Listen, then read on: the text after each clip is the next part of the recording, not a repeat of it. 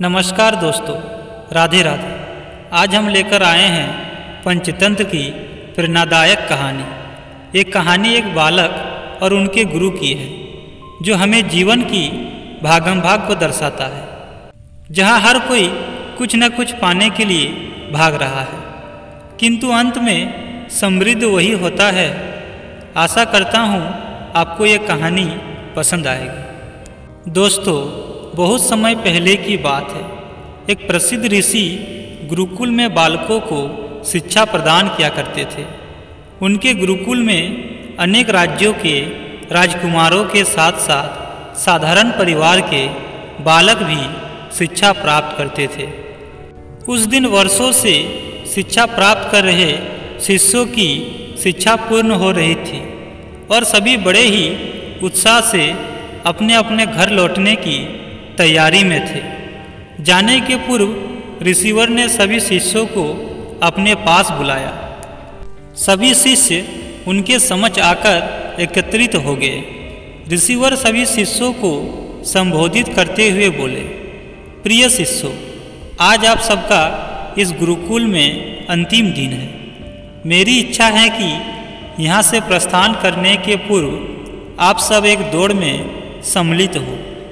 यह एक बाधा दौड़ है, जिसमें आपको विभिन्न प्रकार की बाधाओं का सामना करना होगा। आपको कहीं कूदना होगा तो कहीं पानी में दौड़ना होगा। सारी बाधाओं को पार करने के उपरांत अंत में आपको एक अंधेरी सुरंग मिलेगी, जो आपकी अंतिम बाधा होगी। उस सुरंग को पार करने के उपरांत ही आपकी दौड़ पूर्ण होगी। तो क्या आप सब इस दौड़ में सम्मिलित होने के लिए तैयार हैं? हम तैयार हैं, सभी शिष्य एक स्वर में बोले। दौड़ प्रारंभ हुई। सभी तेजी से भागने लगे। समस्त बाधाओं को पार करने के उपरांत वे अंत में सुरंग में पहुँचे। सुरंग में बहुत अंधेरा था। जब शिष्यों ने सुरंग में भागना प्रारंभ किया तो पाया कि उसमें जगह जगह नुकीले पत्थर पड़े हुए हैं। वे पत्थर उनके पाँव में चुभने लगे और उन्हें असहनीय पीड़ा होने लगी। लेकिन जैसे तैसे दौड़ समाप्त कर वे सब वापस रिसीवर के समक्ष एकत्रित हो गए। रिसीवर ने उनसे प्रश्न किया, शिष्यों, आप सब में से कुछ लोग ने दौड़ पूरी करने में अधिक समय लिया और कुछ ने कम। भला ऐसा क्यों? उत्तर में एक शिष्य बोला, गुरुवर, हम सभी साथ साथ ही दौड़ रहे थे, लेकिन सुरंग में पहुंचने के बाद स्थिति बदल गई।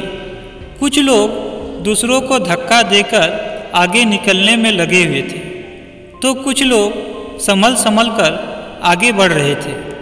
कुछ तो ऐसे भी थे जो मार्ग में पड़े पत्थर को उठाकर अपनी जेब में रख रहे थे, ताकि बाद में आने वालों को कोई पीड़ा न सहनी पड़े। इसलिए सबने अलग अलग समय पर दौड़ पूरी की।